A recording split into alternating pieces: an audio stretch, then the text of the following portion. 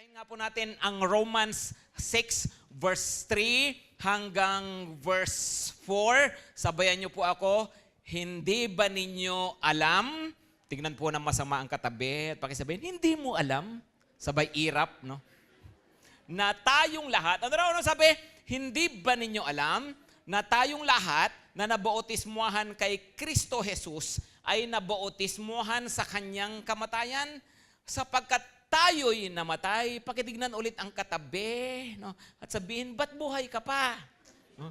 Sabay irap uli. Sabi niya, at tayo ay namatay at nalibing nakasama niya sa pamagitan ng bautismo upang kung paanong binuhay muli si Kristo sa pamagitan ng dakilang kapangyarihan ng Diyos, ay tayo rin ay magkaroon ng panibagong buhay. Pag-usapan po natin ngayon ang resurrected life. Nung nakaraan po, pinag-usapan natin ang resurrection at yun nga po ay tungkol sa talagang muling pagkabuhay, sa muling pagbabalik ng Panginoong Hesukristo. Pero ang resurrected life ay ito naman yung sinisimbolo ng bautismo. Na ang ibig sabihin naman po nito, ito mismo yung buhay natin sa kasalukuyan. Meron lang po akong ipapakitang picture ng isa sa mga ginagawa po nating baptism. Ayan, no? Hindi ko na po alam kung sino po yung lalaki na yan na binaptize ko, pero ang naalala ko lang po, noon pong nakalubog po yan, naisip ko pong mag-pray. Ano? So nag-pray po ako ng mga siguro 30 minutes na nag-pray, no? At nakalimutan ko na po siya hanggang sa naalala ko pang kausapin si Pastor Darwin, mag-pray tayo uli. So nag-pray kami ng another 30 minutes, no? So hindi ko na po siya maalala, hindi ko kasi alam kung buhay pa, ano? Pero hindi po. Ang bautismo, ayun nga po, ano ang sinisimbolo raw po nito? Yung pong paglubog nagsisimbolo ng kamatayan. At yun pong pagbangon at pag-ahon ay nagsisimbolo ng muling pagkabuhay. Kaya nga po itong verse na binasa natin, sabi niya, yun nga, tayo ay nabautismuhan sa kamatayan ng Panginoong Hesukristo. Dahil po dito, sabi nga po, tayo ay namatay at tayo ngayon ay mayroon naman ng panibagong buhay. Gusto ko lang pong maging clear mabuti na ang liwaliwanag po ng salita ng Diyos na pagdating po sa kung paano tayong naligtas, kung paano tayong nagkaroon ng relasyon sa Diyos, kung paano tayo nagkaroon ng espiritual na buhay, ito ay dahil lamang sa pananampalataya sa Panginoong Hesukristo. Ngayon, ang bautismo ay napakahalaga sa utos ng Panginoon, pero hindi po yun ang nagligtas, kundi sinisimbolo niya yung kaligtasan na ibinigay sa atin ng Panginoon. Para lang pong ano yan, sa wedding ring, di ba po sa kasalan, ito po yung usual na ginagawa ko, pagdating po sa araw ng kasal, yun po, halimbawa, yung lalaki, hawak na niya yung singsing at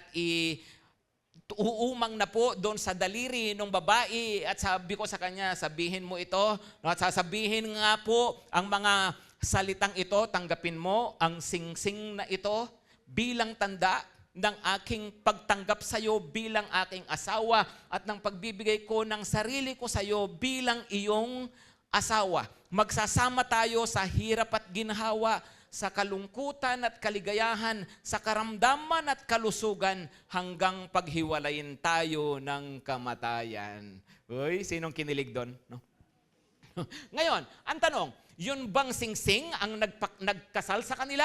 Come on. Actually, yung singsing, simbolo lang po ng kanilang pagbibigay at ng panata sa isa't isa at ng kanilang pagtanggap sa isa't isa bilang kanilang asawa. Kailan po sila naging mag-asawa? Noon pong sila ay magkaroon nga po ng vow, ng panata sa isa't isa at nung tanggapin nila ang isa't isa. Pero yung singsing, simbolo lang po yon. Pero every time na makikita yung singsing, nagpapakita na sila nga po ay mag-asawa na. Maliwanag ba mga kapatid? Ganon din ang baptism. Ang baptism po sumisimbolo na dahil sa ating pananampalataya sa Panginoong Hesukristo, tayo ay binigyan na po ng bagong buhay. Meron na po tayong spiritual life at binigyan na rin po tayo ng buhay na walang hanggan. Ngayon, tignan po natin ito, yun pong Romans 6 verse 11. Pakisabi nga muna ulit ng malakas, resurrected life. So pag sinabing resurrected life, buhay na panibago galing sa Panginoon, ano po ba talaga ang ibig sabihin nito? Well, it is found in this single verse. At sa verse po na ito, ano ang mababasa po natin? Sabi po niya, so you also must consider yourselves dead to sin and alive to God in Christ Jesus. Pakisabi nga ulit ng malakas, dead to sin and alive to God. Okay, once more. Make it personal. Pakisabi po, I am dead to sin and alive to God. Come on, once more. I am dead to sin and alive to God.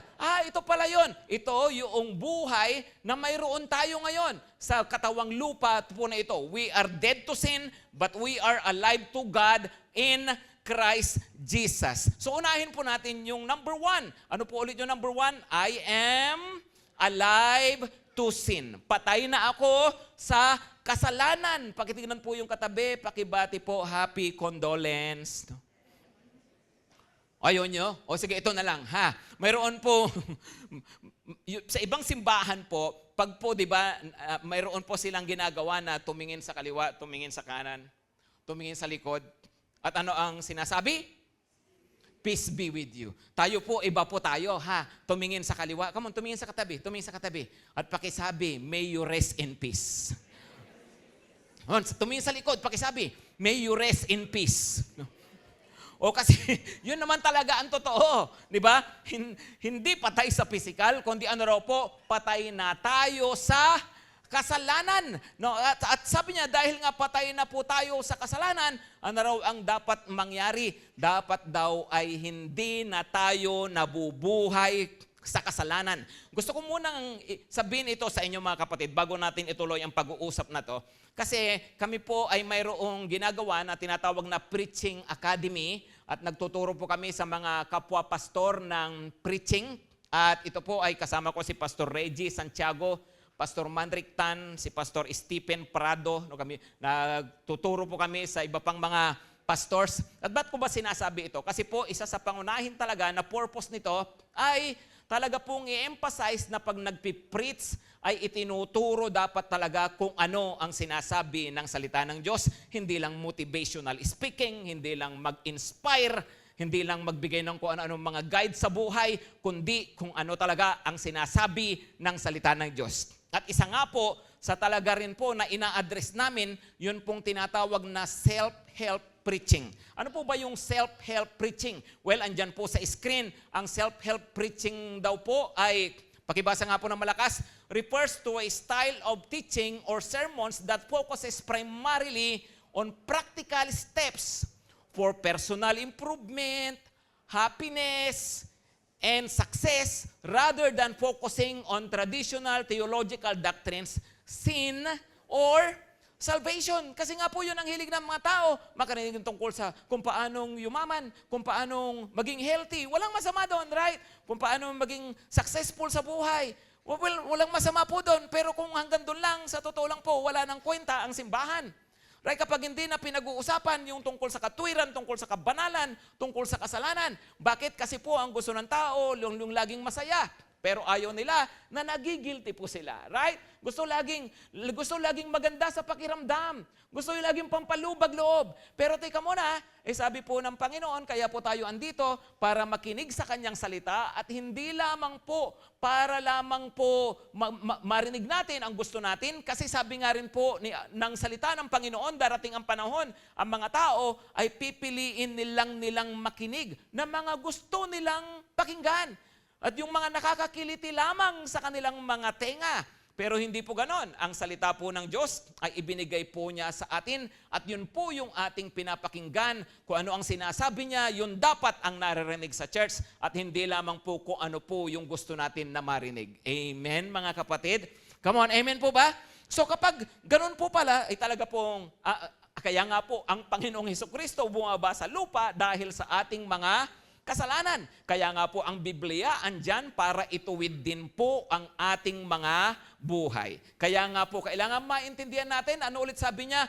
Consider yourselves. Ano raw po? Ituring ninyo ang inyong mga sarili na ano? Number 1 nga po, dead to sin. Pakisabi ulit ng malakas, I am dead to sin. At gusto ko pong tingnan po ninyo, yun pong susunod ng mga verses, verse 6. Tingnan po natin ang verse 6 and verse 7.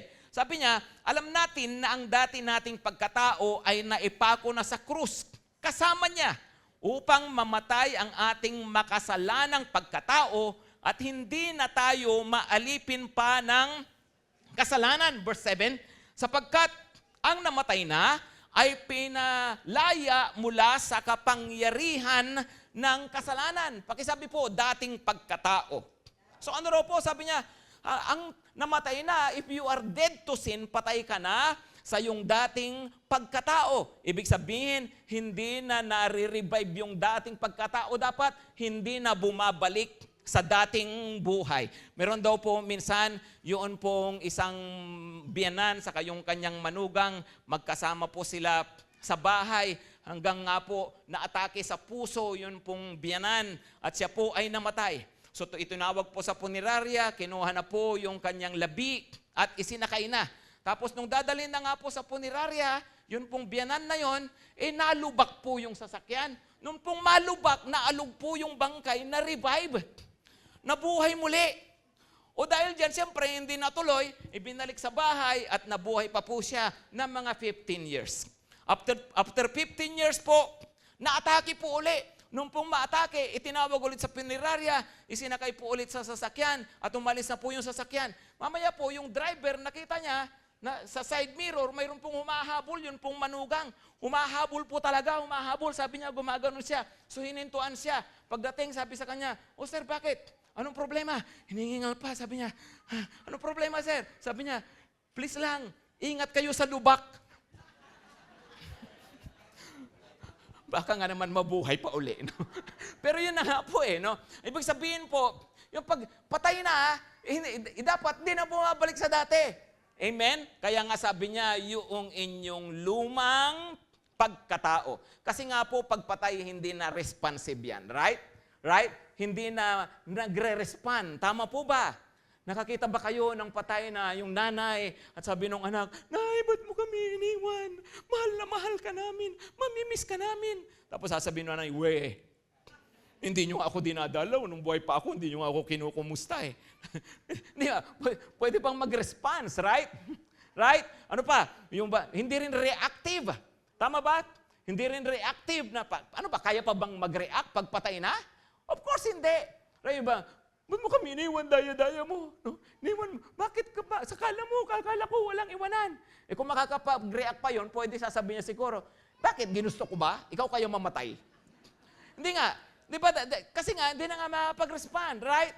Pero pansinin po ninyo, pag ang buhay natin reactionary, pag ang buhay natin masyadong responsive, kunting lubak, no? Ay nako, ano ang ibig sabihin niyan? Mukhang talagang hindi pa natin nakakatay o ipinapamuhay yung pagkamatay ng ating lumang pagkatao. Come on! Tingnan yung katabi nyo, pag galit na naman yan, sabi mo, nalubak ka na naman.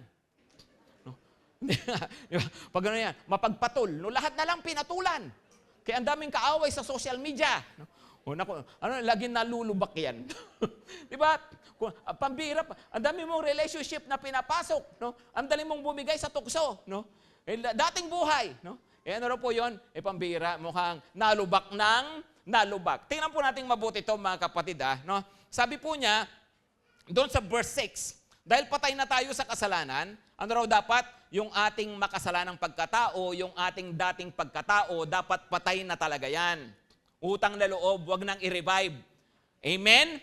Tingnan nyo ang Efeso, na Efeso 4:22-32. Efeso 4:22-32, pakibasa na malakas. "Iwanan ninyo ang dating pamumuhay. Hubarin na ninyo ang inyong dating pagkatao na nasisira dahil sa masasamang pagnanasa." Bakit ba pinapatanggal ni Lord yan? Kasi nakakasira. Ituloy po natin. "Magbago na kayo ng diwa at pag-iisip." Verse 24, "At ang dapat niyong isuot ay ang bagong pagkatao na nilikhang kalarawan ng Diyos at nahahayag sa matuwid at banal na pamumuhay ayon sa katotohanan." Sige po, ituloy natin, pero kumapit po kayo kasi baka tungkol sa inyo tong verse na to. Tingnan mo katabi, sa'yo yan, no? Kumapit ka mabuti. No? Dahil dito, itakwil na natin ang pagsisinungaling. At tayong lahat ay magsabi ng totoo sa isa't isa, sapagkat tayo ay bahagi ng isang katawan. Ano raw? Kung talagang sa Panginoon na raw tayo, dapat daw ang kasinungalingan nawawala na sa atin. Amen? Hindi nagsisinungaling sa misis, hindi nagsisinungaling sa magulang, hindi nagsisinungaling sa isa't isa, nagsasabi ng katotohanan. Amen po ba? No? Alam niyo, kami po ni Mami Weng, kami po open talaga sa isa't isa. Yung cellphone ko, anytime hawakan niya, no, ganun din po yung cellphone niya, lalo na kung mag-GCash ako, no? Kinukuha ko po yung phone din. pero yun po, totoo po yun. Ano po? Kasi nga po, yun tayo, no? Sabi, ano ang sabi ng Panginoon? Wala nang pagsisinungaling. Pakisabihan yung katabi. Come on, pakisabihan. Be honest. Diba? Maging honest daw tayo. Right? Tingnan po yung susunod pa na verse. Kung magagalit man kayo, iwasan ninyong kayo'y magkasala. O tanong po, kasalanan ba ang magalit? Kasalanan ba ang galit? Ang galit po ay lehitimong emosyon. Ang Diyos, nagagalit din naman. Pero ang Diyos nagagalit ng hindi nagkakasala. So pwede palang magalit. Yes, pwedeng magalit. Kung talaga namang may dapat ikagalit, kung talaga namang may masama. Pero kailan nagkakasala? Kung nagsasalita ka na ng masasama, nagmumura ka na. Halimbawa, wag. No? Diba? So, pag ikaw nagmumura na, no? Kaya pag ikaw gumawa na talaga ng masama dahil sa iyong galit, o yun na nga po, nagkasala na tayo. Pero hindi lang yon. Sabi, huwag niyong hayaang lumubog ang araw, nagalit pa rin kayo. Anong ibig sabihin nun? Huwag patagalin ang galit. Pwedeng magalit, oo. Pero dapat daw hindi pinapatagal ang galit. Hindi yung ang tagal-tagal bago mga isang buwan kang hindi kikibo. Tapos saka ka palang mahihimasmasan, hindi rin po pwede na ganon, mga kapatid. No? So, ibig sabihin, yun nga, kung magalit kayo, huwag kayong magkakasala at huwag niyong patatagalin ang inyong galit. Ngayon, ito pa, mahalaga rin makita natin ito. Ito naman sabi sa James ito. The anger of man does not produce the righteousness that God requires. Ang galit hindi nagdudulot ng katwiran. Ano naman ang ibig sabihin nun? Kasi baka mamaya katwiran naman natin na, ay, pwede palang magalit pag hindi nagkakasala. Pero lagi ka namang galit. O pag lagi ka rin galit, kasalanan din yon. Kasi the anger of man does not produce the righteousness that God requires. So pwedeng wala kang ginagawa masama, pero kung mainitin ang ulo, laging galit, tawag po doon, kasalanan pa rin. Maliwanag ba, mga kapatid? Matindi po rito, may mga taong magagalitin, tapos matagal pang mawala ang galit. Meron ba ganon? Mayroon iba magagalitin, pero mabilis ding mawala ang galit. Right? Pero meron ding magagalitin na ang tagal pang mawala ang galit. Ang hirap kaya nun. Imagine, tagal mawala ang galit mo, mga 23 hours. Tapos mga 1 hour lang ang break mo. Tapos, after 1 hour, galit ka ulit, may nakita ka na naman na bago mong ikagagalit. O tapos galit ka na naman ng 23 hours, o congratulations. Di ba, mayroon kang daily na 1 hour na break sa galit. No? Pero, ano sabi ng Panginoon? Sabi niya, wag daw tayong mabuhay ng ganon. Ituloy po ninyo yung verse na yon. Bakit daw, gaano kahalaga ito? Huwag niyong bigyan ng pagkakataon ang Diablo. Ang galit pala ay isa sa mga entry point. Ibig sabihin, ito yung dahilan kaya ang kaaway nakakagawa sa ating mga buhay, hindi lang sa ating damdamin, kundi sa iba pang areas ng buhay natin na aapektuhan. Kasi raw po, ang galit pwedeng maging foothold. Sa English, ang ginamit na salita dyan ay foothold. Binibigyan natin ng puwang ang Diablo sa ating buhay. Okay, ituloy na po natin. Verse 28, sabi niya, ang magnanakaw ay wag nang magnakaw. Kapag sabihin nyo katabi, wag nang mangupit kay nanay. No? Maliit o malaki, hindi nagnanakaw. Amen? Hindi manggugulang para kumita. Amen ba? Magtrabaho siya ng marangal para sa sariling ikabubuhay at makatulong sa mga nangangailangan. Okay? Ituloy po natin. Pag-ibasa na malakas. Huwag kayong gumamit ng masasamang salita, kundi yung makakapagpalakas at angkop sa pagkakataon upang makapagdulot ng mabuti sa mga nakakarinig. O yun nga po, yung mga mura, yung mga hindi tamang mga panalita, mga bastos na pananalita, mga green jokes, mga ganyan. Tapos sabi po niya, wag na ganon. Dapat yung nakabubuti sa ating kapwa. Okay? Tapos po, ano pa? Verse 30. Pakibasa ng malakas. At huwag nang niyong saktan ang kalooban ng Espiritu Santo sapagkat siya ang tatak ng Diyos sa inyo, ang katibayan na kayo'y tutubusin pagdating ng takdang araw. Alam niyo po, nung ang Panginoong Hesus tinanggap natin, sabay po na tinanggap din natin na pumasok sa atin ang banal na Espiritu. Kaya po ang sabi ng Biblia, we are the temple of the Holy Spirit. Ngayon, ang Holy Spirit, mararamdaman mo siya, halimbawa, pag ikaw nagkasala, di ba? Dati wala ka namang pakialam dyan, parang di ka nagigilty dyan. Pero ngayon, ba't iba na? Kasi nga mayroon ng Holy Spirit na kumikilos. Dati wala ka namang pakialam sa church. Bakit? Pagising mo ng umaga kanina, may nagre-remind sa'yo na mag-church ka. Kasi nga mayroon na tayong Holy Spirit. Ngayon sabi niya, wag daw natin siyang sasaktan ang kanyang damdamin. Sa paanong paraan? Pag nagkakasala tayo, kasi nga holy siya, siyempre, nasasaktan siya sa sin na ginagawa natin kasi nakatira po siya sa atin. Kaya sabi niya, wag saktan ang damdamin ng banal na Espiritu. Na pag nagkakasala tayo, nag-iisip tayo ng masama, nagsasalita tayo ng masama, nagkikimkim tayo ng magalit sa manaloob, nasasaktan daw po ang banal na Espiritu. Ituloy po natin, verse 31, pakibasa ng malakas. Alisin na ninyo ang lahat ng sama ng loob, puot at galit. Huwag na kayong mambubulyaw, manlalait, at mananakit ng damdamin ng kapwa. Ulitin natin yan. Mukhang ganda-ganda ng verse na yan, no? Pag-ibasa ulit ng malakas, alisin na ninyo ang lahat ng sama ng loob, puot at galit. Tingin sa katabi. Huwag na kayong mambubulyaw. Tingin sa nanay. Huwag nang manlalait at mananakit. Huwag nang manlalait. No, yun muna. Pag-isabi sa katabi, huwag nang manlalait. Tingin sa tropa, tingin sa mga barkada dyan. No? At mananakit ng damdamin ng kapwa. Tingin sa ex. O ituloy natin, verse 32. Ano sabi sa verse 32?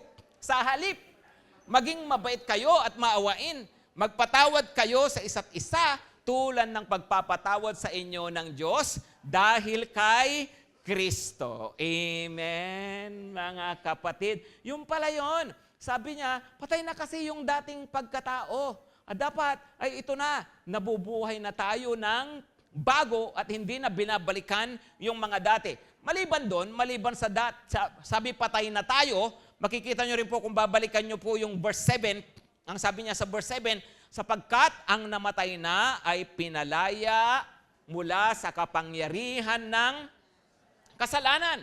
Hindi lang nawala yung bagong pagkatao, kundi tayo raw po ay pinalaya na mula sa kapangyarihan ng kasalanan. Hindi na tayo alipin ng kasamaan, hindi na tayo alipin ng kasalanan. Alam po ninyo, lalo na nung unang panahon, uso pa yung slavery. Actually, kahit nitong mga recent pa, di ba, halimbawa sa Amerika, yung white American, mayroong slave na black African. At ano po, pag sinabing slave, kayang-kaya nila yon, kahit anong gusto nilang ipagawa, dapat gawin nun. Right? Kahit na anong gusto nilang iutos, dapat sundin nun. Kahit labag sa kanyang kalooban. Kasi nga, slave nga eh. Alipin nga eh. Pero, ito yan. Kailan nakalaya yung alipin? Kapag siya ay patay na. Bakit? Kasi pag patay na, kahit anong utos mo dyan, wala na magagawa yan. Right? Kahit ano ang sabihin mo dyan, hindi na niya marinig yan. Kasi nga patay na. At yun daw ang picture nito. Patay na tayo sa kasalanan, kaya tayo ay pinalayan na sa kapangyarihan ng kasalanan. Ibig sabihin daw, hindi na tayo sunod-sunuran. So hindi ka na alipin ng kung sino-sino. Amen ba, mga kapatid? Hindi ka na alipin ng sanmig. hindi ka na alipin ng drug lord, ng gambling lord, at ng kung sino-sino pa kasi meron ka ng Lord of Lords. Amen? Come on, amen po ba? Diba? Oo nga, hindi na pala ako alipin. So, anong ibig sabihin nito? Ay, hindi pa ibig sabihin, may laban na. Yun pong ibig sabihin nun, may laban. Ang tao ba na sinasabi ng Biblia, pag ba tinanggap mo si Lord, pag sinabi bang patay ka na sa kasalanan, ibig sabihin hindi ka na matutokso? Hindi, may temptation pa rin. Kaya lang, ang pagkakaiba nga po, yung tao na dati wala pa sa Panginoon, hindi pa niya tinanggap si Lord, alipin siya ng kasalanan. Ibig sabihin, para siyang nakatali sa kasalanan. Ngayon, ang isang tao na nasa Panginoon na, hindi na siya alipin ng kasalanan. Bakit? Kasi pinutol na ni Lord yung tali ng kasalanan. Pareho bang may tukso? Opo. Kaya lang yung may tali, pag tinukso, ang daling hilahin. Right? Pero yung hindi na alipin, wala ng tali, kaya pwede siyang tuksohin, pero hindi na siya madaling hilahin. Nasa kanya na lang yun kung bibigay siya. Pero yung nga ang sinasabi, hey, pinutol na yan eh. May laban ka na. Kaya mo na yan. Hindi na yan yung default setting mo, kagaya ng dati na basta pag may tukso o basta may ganitong sitwasyon, ganito ang reaksyon mo, magkakasala ka, ganyan. Hindi na raw yun ang iyong default setting. Hindi na matik. Hindi na kagaya ng dati. Binago na ng Panginoon. Or in other words, binago na rin yung algorithm mo. Di ba yung bang, kasi ano ba yung algorithm? Kasi kinlik mo to, kasi tinignan mo ng ilang seconds, so sunod-sunod na, ibig sabihin, mangangahulugan na yan, ganyan na. Hindi, iba na rin ngayon. Iba na rin ngayon. Kasi nga, pinalaya ka na ng Panginoon, hindi ibig sabihin na pag may ganitong sitwasyon, ganito na matik ang kasunod. Kasi nga tayo ay patay sa kasalanan. Amen, mga kapatid. Pakitingnan ulit yung katabi, pakisabihan, we are dead to sin. Amen ba? Kaya nga alam po ninyo, dapat ang mga Kristiyano, hindi yung yung bang problema kasi natin, yung bang utak bawal tayo. Di ba pag pupunta sa church, bawal ba dyan yung ganito? Di ba? Yung mga ganong mga tanong, di ba? Ano bawal dyan? Di ba hindi na pwedeng ganito? Ganyan. Alam niyo po, ang totoo nakakilala sa Panginoon, actually hindi utak bawal eh. Utak kalayaan. Right? Kasi pag bawal, parang pinipigilan ka na gawin mo ang gusto mong gawin, pero iba ang taong pinalaya ng Panginoon. Hindi na siya yung pag pinipigilan siya na gawin ang gusto niyang gawin, kundi alam niya pwede na niyang hindi gawin ang hindi niya dapat gawin. Kasi malaya na siya. Kaya wag utak bawal mga kapatid, utak banal dapat. Alam mo, binabanal ka ng Panginoon. Amen?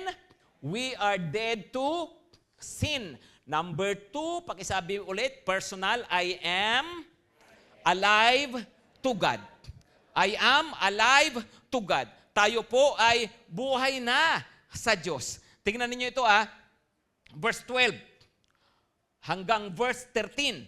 Huwag na ninyong paghariin ang kasalanan sa inyong mga katawang may kamatayan upang hindi na ninyo sundin ang masasamang hilig nito. Verse 13, huwag na ninyong ipailalim sa kapangyarihan ng kasalanan ang alinmang bahagi ng inyong katawan bilang kasangkapan sa paggawa ng kasamaan. Sabayan niyo po ako, sa halip, come on, pakisabi ng malakas, sa halip, pasakop kayo sa Diyos bilang mga taong namatay na at muling binuhay. At ihandog ninyo sa Kanya ang inyong katawan bilang kasangkapan ng kabutihan. Ano raw ang larawan ng taong buhay sa Diyos? Kasi po, we used to be dead to God, but alive to sin. Ngayon, binaligtad nga ng Lord eh. We are dead to sin and now alive to God. So ngayon, na binuhay na tayo sa Panginoon, ano ang pinaka-practical na paraan para magawa ito? Well, mapapansin nyo, binanggit ang salitang katawan. Bakit? Kasi nga po, ang pamumuhay natin dito sa lupa, laging involved pa rin ang ating katawan. At ang kasalanan at ang kabanalan, involve ang katawan. Kaya nga ang ginamit niyang salita ay huwag nyo nang ialay anumang bahagi ng inyong katawan para maging kasangkapan ng kasalanan, kundi ialay ninyo para maging kasangkapan ng katuwiran. So kaya nga sa English, ang pagkakasabi niya, do not offer you any part of your body as instruments of unrighteousness, but offer every part of your body as instruments of righteousness. Wala raw dapat bahagi ng ating katawan na ginagamit sa bilang instrumento, kagamitan ng kasalanan. Kundi dapat daw ginagamit ang bahagi ng ating katawan sa paggawa ng kabutihan. Tingnan niyo pong mabuti. Mabuti na, ang bait-bait ni Lord, right? Mabait ba si Lord? Come on. Pasinin niyo po mabuti na lang ang Panginoon talaga. Hindi siya yung tipong namamalo agad, di ba? Nananakit agad. Kasi paano kaya kung bawat gawin kong kasalanan, sentensyado agad? Halimbawa, ginamit ko ang aking kamay sa kasalanan, sinentensyahan agad, putol agad. Come on, naipit agad. Namatay agad yung kuko. Right? Ano kaya kung bawat bawat kasalanan ng anumang bahagi ng aking katawan, merong katapat na parusa. Ano na kaya itsura natin ngayon? Ginamit ko ang aking mata sa kasalanan, so baka bulag na ako ngayon. Right? Ginamit ko ang aking dila sa kasalanan. Ako, baka hindi na ako nagpipreach ngayon. Wala nang Pastor Rapi. No? Alam nga namang mag-sign language ako rito. O di, tapong problema, pag ginamit ko pa ang aking kamay sa kasalanan, hindi na ako makapag-sign language. Di ba? Ginamit ko ang aking tenga sa kasalanan. Malamang bingi na ako. Ang aking paa sa kasalanan. O malamang pilay na. O imagine kung ganon. Mabuti na lang, ang bait-bait lang talaga ni Lord. Amen? Kaya nga sabi niya, wag na natin antayin po yung mga palo ng ating mga kasalanan, kundi sabi, wag na lang natin itong ipagamit sa mga kasamaan, kundi ipagamit sa kabutihan. Mga kapatid, tingnan yung mabuti ito. Ano? Kaya kasi sabi niya yun, no? Bawat bahagi ng inyong katawan. So pwede ba na yung mga mata, instead na ginagamit yan sa kapapanood, katitingin, sa porn, sa mahalay na bagay, ginagamit na yan sa mabuting bagay? Amen? Nagbabasa ng Bible, amen ba? O kaya nanonood pa rin, okay, pero mga wholesome na mga libangan, wholesome na bagay, pwede po ba yun, mga kapatid? Come on, pwede ba yun? Di ba kung dati mahilig sa marites, yung tenga na yan, no, ngayon hindi na, nakikinig ka na ng mga mabubuting mga bagay, nakikinig ng Word of God. Of course, di laging Word of God. Ang dami namang pwedeng pakinggan na mabubuting mga bagay. Hello, pwede po ba yun? O yung mga bibig na yan na lagi pang mura, pang reklamo. Nga ba? Ngayon, ba? Magaganda na sinasabi. Nagpipray, ginagamit sa pang-pray, ginagamit sa pag-praise sa Diyos. Come on, pwede po ba yan? Pwede po ba? Kasi sabi niya, lahat ng bahagi ng ating katawan ay wag na lang daw gamitin sa kasalanan. So, ibig sabihin, ang katawan ko pala, hindi na to pang jowa, pang Diyos na to. Amen? Hindi na pang bisyo, pang vision na. Hindi na pang gin bilog, pang GTC na. Amen ba? Diba? Ibig sabihin, yung katawan dapat ay ginagamit na sa kabutihan at hindi na nga po sa kasamaan. Amen? Tingnan niyo po itong verse na ito ulit. Sa 1 Thessalonians chapter 4, verse 3, basahin lang po natin yung verse 3. Ang sabi po niya, "For this is the will of God, your sanctification, that you abstain from sexual immorality." Abstain from sexual immorality. Sa Tagalog, pakibasa na malakas. Kalooban ng Diyos na kayo'y maging banal at lumayo sa lahat ng uri ng kahalayan. Ano po ba yung uri ng kahalayan? Iba-iba yan. Alam din naman natin, lalo na sa panahon natin ngayon, laging available ang mga instrumento ng kahalayan. Pero meron din pong mga kahalayan na yun pong may involved talagang ibang tao. Sabi niya, huwag na mag-involve sa lahat ng uri ng immoralidad. Kagaya ng panlalalaki, pambababae, pamamakla. No? Lahat po nang yan, mga kasalanan sa harapan ng Panginoon. Ayan tayo dapat nagkalinawan tayo. Si pastor, homophobic, ganyan-ganyan. Hindi po ito tungkol sa homophobia o pag-judge sa ibang tao o sa anumang sexual orientation. No, it's not the point. Kasi kasasabi ko nga lang, di ba? Kasalanan ng panlalalaki, kasalanan ng pambababae, kasalanan din ang pamakla. Pareho lang na kasalanan. Nagkasala ba yung lalaki na ng babae? Come on, nagkasala po ba yon? O ganun din yung lalaki na lalaki. Kasalanan din po yun. Pareho lang na kasalanan. We are talking here of sexual immorality. Kasalanan ba yung babae ng lalaki? Of course, kasalanan po. Pero yung babae ng babae, kasalanan ba? Of course, parehong kasalanan. Mapag-gay o mapa-straight, pag gumawa ng immoralidad, parehong kasalanan. Parehong masama sa harapan ng Panginoon. So hindi po yung mayroon lang isang grupo ng tao na masama yung ganito. Hindi po. Pag po gumawa ng immoralidad, pareho pong may ginawang mabigat na kasalanan sa harapan ng Panginoon. Tingnan niyo po itong verse 7 saka verse 8. Pakibasa ng malakas. Verse 7, verse 8. Tayo'y tinawag ng Diyos upang mabuhay sa kabanalan, hindi sa kahalayan. At ang good news po rito, kahit ano ka pa, kahit ano pa ang background mo, dahil tinawag ka ng Panginoon, kaya mo nang mabuhay sa kabanalan. Pinalaya ka na, pinatawad ka na ng Panginoong Hesus nung siya mamatay sa krus. At dahil sa kanyang dugo, pinalaya ka na sa kapangyarihan ng kasalanan. Kaya mo nang sumunod sa Diyos. Amen?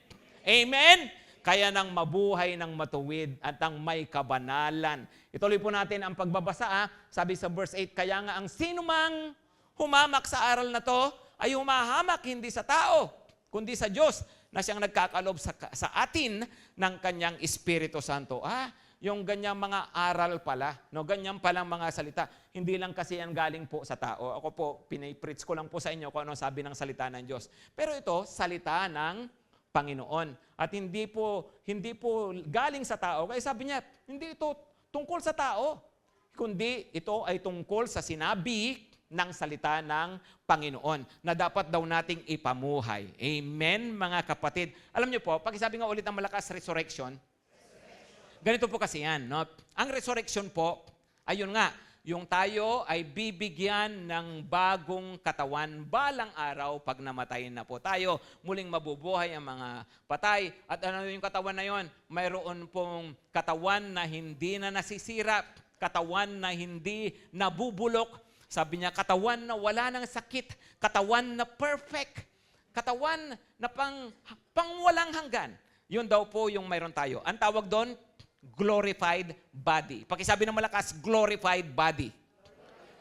Pero wala pa nga po yun. Tingnan nyo yung katabi nyo kung mukhang glorified na yan. No? So wala pa naman tayong ganon, right? Ano po ang mayroon tayo ngayon? Alam nyo ba kung ano mayroon tayo ngayon? Sanctified body. Pakisabi ng malakas, sanctified. Ano po yung ibig sabihin ng sanctified? Pinapabanal. Binabago ng Diyos. Unti-unti o biglaan, pero yun po yung mayroon po tayo ngayon. Wala pa yung glorified body, saka pa lang yon. Pero ngayon, ano ang meron tayo? Sanctified body. Ngayon, ang tanong, hinahayaan ko ba si Lord na isanctify yung katawan ko, isanctify yung pagkatao ko? O ako pa rin ang nasusunod sa buhay ko? Kasi kung tayo pa rin nasusunod, hindi po tayo nasa-sanctify. Ngayon, paano mag-sanctify? Remember, itinuro ni Pastor Rod yung consecration. Ano ba ang ibig sabihin ng consecration? Pag sinabing consecration, itinalaga. Ibig sabihin yon, may mga sasakyan, di ba? For government use only. For official use only. Ang taong consecrated, ganun po yon. For God's use only. Ang buhay ko, ang katawan ko, for God's use only. Amen? Ano bang ibig sabihin niya nakatalaga, consecrated? Well, halimbawa, yung keyboard na yon. Sa totoo lang, ang dami-dami namang keyboard sa mundo. Pero ano ang pagkakaiba ng keyboard na yan sa iba pang mga keyboard? Well, yung keyboard na yan, pang Diyos. Amen? Ikaw, anong pagkakaiba mo sa iba? Ang dami-dami namang tao sa ibabaw ng mundo. Mga bilyon-bilyon ang tao sa ibabaw ng mundo. What makes you different? You are consecrated for God's use only. Yun ang pagkakaiba natin, mga kapatid. Amen? Hello, amen po ba? Tingnan nyo basahin lang nga po natin yung verse natin, verse 11. Ano ang sabi niya uli? So you also must consider yourselves dead to sin and alive to God. Anong kasunod? In Christ Jesus. In Christ Jesus. Ano ibig sabihin nito? Ito nga po, ito yung mga nasa Panginoong Hesukristo. So yung pinag-uusapan natin, sanctified body, yung pinag-uusapan natin na consecration, ito raw po ay sa mga tao na totoong Kristiyano. Nasa Panginoong Hesukristo. Alam po ninyo, wala akong karapatan, walang karapatan ang sino man sa atin na hanapin ang pagiging dead to sin and alive to God sa isang tao na wala naman kay Kristo. Right? Buhay nila yon. Ako, ang pwede ko lang gawin, ang karapatan ko lang, hanapin ito sa sarili ko. At hanapin po ito doon po sa aking kapwa Kristiyano na alam kong kapwa ko Kristiyano. Pero hindi mo talaga ito mahahanap sa iba. Bakit? Ito po ay standard ng Panginoon sa mga taong nasa Kanya talaga. Those who are in Christ Jesus. Pero in the same way, mga kapatid, in the same way, hindi rin tama at maling-mali po tayo kung titignan naman natin yung ibang tao na wala sa Panginoon tapos ikakatuwiran natin sila at sasabihin natin, ganyan naman kalakaran ngayon ganyan naman yung ginagawa ng iba yung mga kakilala ko nga, yung mga kasama ko nga sa school, ito nga yung ginagawa yung mga kaibigan ko nga, ganito nga sila No, pag ganun din naman tayo mag-isip, teka muna, nanilimutan mo na you are in Christ Jesus, wala sila kay Jesus. So dapat iba po talaga yung buhay natin. If you are in Christ Jesus, always remember, you are dead to sin and you are alive to God. Amen? Pag isabi ng malakas, I am dead to sin and I am alive to God. Tumayo na po tayong lahat. Romans 12, verse 1 and verse 2. Ano po ang sabi ng salita ng Panginoon? Sabi niya, kaya nga mga kapatid, alang-alang sa masaganang habag ng Diyos sa inyo, ialay ninyo ang inyong sarili. Offer your bodies. Tingnan niyo pong mabuti na. Offer your bodies as living sacrifices. Anong masaganang habag? Imagine, pinatawad ka ni Lord, tinubos ka ng kanyang dugo. So what do? Offer your bodies as living sacrifices. Holy and acceptable to God. This is your reasonable worship. Tapos sabi niya, do not be conformed to the pattern of this world, but be transformed by the renewing of your mind. Tingnan niyo po, ano sabi ng salita ng Panginoon? Huwag na kayong umayon sa mundong ito. Huwag na kayong mag-isip kagaya ng kanilang pag-iisip. Be transformed by the renewal of your mind. Alam niyo, ano bang i-renew sa isip? Dapat ganito pala ako mag-isip. I am dead to sin. I am alive to God. Isa yan sa mga dapat matatak sa aking isipan. I am dead to sin. I am alive to God. Hindi ko kailangang mabuhay na kagaya ng dati. Hindi ko kailangan mabuhay na kagaya ng iba. Kasi iba ako dahil ako ay nakay Kristo.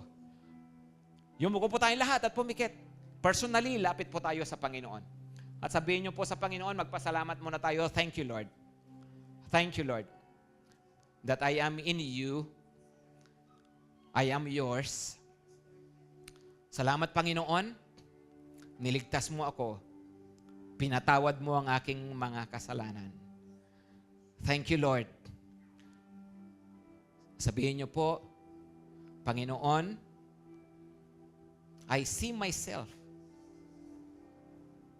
and I will treat myself as dead to sin and alive to God. Sabi po ng Panginoon, mga kapatid, offer your bodies as living sacrifice. Kung ikaw, yun ang iyong pasya ngayon, it's between you and the Lord. Pero kung yan ang iyong pasya at sinasabi sa Panginoon, Lord, I offer my body to you. Mabubuhay ako, Panginoon, para sa iyo. Mabubuhay ako para sa kalooban mo. Para hindi na magamit ng kasalanan ang aking pagkatao, ang aking katawan. Anumang bahagi nito, kundi para magamit sa katuwiran. If that is your prayer now, itaas nga lamang po natin ang ating kamay sa Panginoon, dalawang kamay, as a sign of surrender. Lord, narito po kami. Lahat ng bahagi ng aming katawan, tanggapin nyo, we offer to you as living sacrifices. Mga dila namin, mata namin, tenga, utak namin, buong katawan namin, Panginoon. Lord, hindi na ito para pagharian pa at maging kasangkapan pa ng kasalanan. We surrender this to you, Lord. Kundi ito po kami, Panginoon, ang aming bibig, ang aming mata, ang aming tenga, ang aming buong pagkatao, ang aming buong katawan. Lord, gamitin niyo po kami. Maging blessing po kami sa ibang tao. Panginoon, ipaglilingkod namin ang lakas na to, ang katawan po na ito. Gamitin mo kami, Panginoon. Marami pong salamat. Thank you, Lord. Receive our sacrifices. Let us be living sacrifice to you. Thank you, Lord. Thank you, Lord. Baba na po natin ang ating mga kamay. At ganoon din, Panginoon, pinapanalangin namin ang iba-iba pang mga concerns namin. Kilala nyo naman po kami at ang aming mga pamilya. Hiniling namin ang aming mga pamilya sa mga nangangailangan ng provision, Panginoon. Please provide. Tulungan nyo kami, lalo na sa panahon ng crisis. Please provide. Help us, Lord. I-preserve nyo ang aming mga hanap buhay. Panginoon, tulungan nyo ang mga pamilya namin sa aming mga pangangailangan. Niling namin, Panginoon, na even in the midst of crisis, we will see you prospering us. Panginoon, ang kasaganaan na galing sa iyo, miraculous powers mo, Panginoon, na magbibless po sa amin. Humingi kami, kung meron ng pinagdadaanang mga problema, Lord, give us strength, give us peace, And Lord, magkaroon ng solusyon yung mga problema po namin. Bigyan mo kami ng wisdom kung paanong i-handle ang mga ito. Panginoon, humingi kami ng kalusugan sa amin, mahabang buhay para sa amin, pati sa mga mahal namin sa buhay. Humingi kami ng kagalingan mula sa karamdaman. Panginoon, humingi kami ng mental health, ng emotional health, even ng aming mga physical health, Lord, at spiritual health. Lord, pagharian po ng kapayapaan ang aming mga buhay at ang aming mga tahanan. At iba pang mga blessings nyo, Panginoon, ibuhos nyo po sa amin. Inaalala rin po namin ngayon ang crisis nga po sa Middle East, na sa lalong madaling panahon, matapos na po talaga ito. Panginoon, mahabag kayo sa mga inosenteng mamamayan ng Iran din. Panginoon, mahabag kayo sa kanila at mahabag po kayo sa mga taong apektado rin po. Ingatan nyo po yung mga mahal namin sa buhay na mga nasa mga bansang ito, Panginoon, pakiingatan po sila. At ganoon din po, Lord, niling namin na mag-normalize na nga po yung supply ng krudo sa Pilipinas. Panginoon, maging maayos na rin po ito. Salamat po, Panginoon. Basbasan niyo po kami ngayon.